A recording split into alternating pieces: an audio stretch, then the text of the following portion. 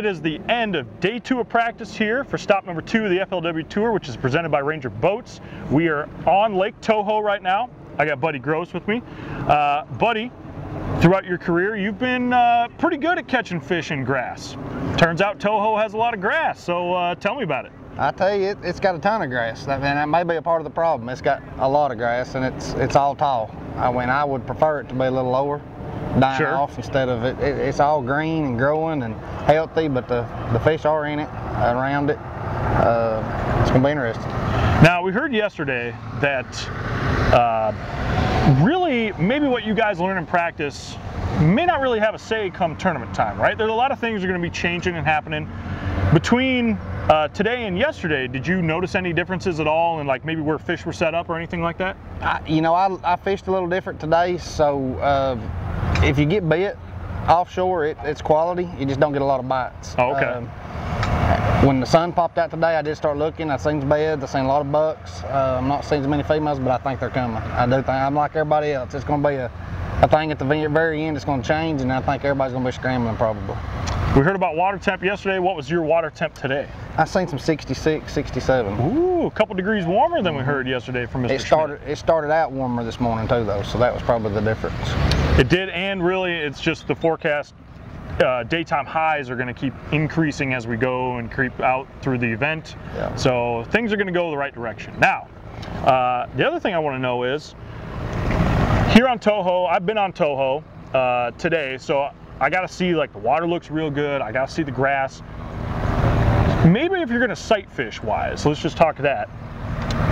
Is this the place to be, or do you think, is Kissimmee too dirty, too nasty looking? What's up with that? Kissimmee's got a lot of things happening. It's coming up. They're running a lot of water today. I actually locked through and went down there for just a few minutes. The water is a little more dingy there. I think if the easier sight fishing will be done up here. Okay. I do think that. I got back in behind some stuff today, and it's gin clear. So I mean, you'll be able to see them, no doubt. Now, I asked some guys this yesterday, but when it comes to an event like this where you kind of know stuff's going to happen, maybe you don't want to sight fish, but you know fish are going to be pulling up to spawn. How do you really practice for that? You know, I'm not a big bed fishing guy. I would like to be able to go find me a few that if I needed, I could go to, or if I got a good boat number that I could go to. You know, my history has always been, even when the spawn's going on, there's still fish coming and there's still fish coming off. Right. So I'm still looking for where they're coming and going to and from, instead of looking to right where they're going to. So, you know, it can backfire on me pretty bad. And these boys, if they get on bed, the big ones pull up. If the females pull up, they're going to crush them. I mean, there's no doubt. I like it, man. You got one day left to practice. Anything left that you feel like you haven't conquered yet on the chain that you'd like to look at tomorrow in terms of maybe a lake, or you want to check some more shallow stuff, you want to check more offshore stuff? If the sun pops out, of course, we've had 2 foggy days. Yes. Even though it's been warm, we've had fog till 2 o'clock. Really, it's been overcast. Day, yeah. So from 2 o'clock on, we had sunshine. So yesterday had no sunshine pretty much, but today we had some sunshine. So I'm hoping we get a little more sunshine so I can do a little more looking. But if we don't, I think I already know what I'm gonna do. So it's been pretty good. I like it, buddy. With that, I'm gonna let you get out of here. Good luck this week. Thank you. We'll see what happens. Moving right along, we got Mr. Jordan Osborne here. You are fresh off a top 10 at Rayburn. We also did one of these videos with you at Rayburn, so we figured we'd keep this juju going, right? Sir. It worked out pretty good. Absolutely. I also like that you're a straight shooting guy. That's a positive. We haven't really heard any like bad things about fishing on Toho right now, but we also heard a lot of just, well, I don't really know because things are going to change. Is that kind of the boat you're in right now? Yeah, it's kind of a hurry up and wait thing, you know.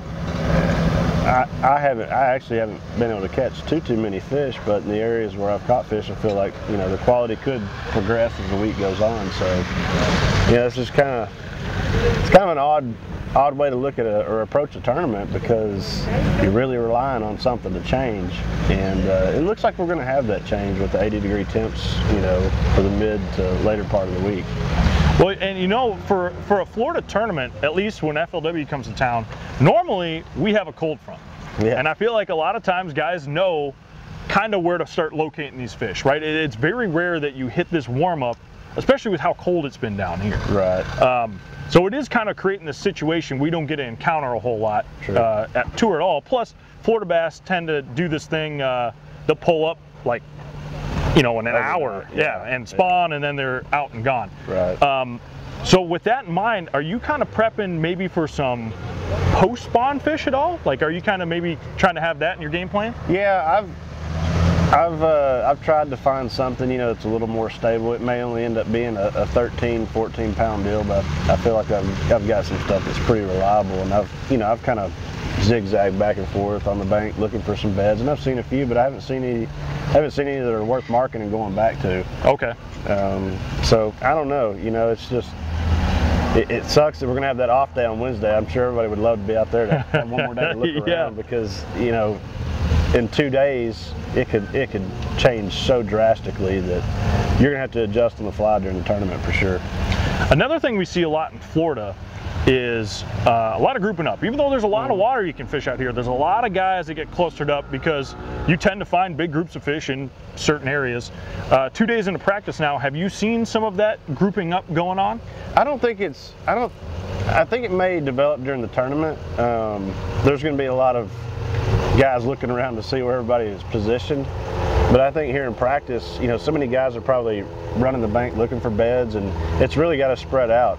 You know, this fishery is very dynamic with, you know, running all the way to Kissimmee. We can spread out. Yep.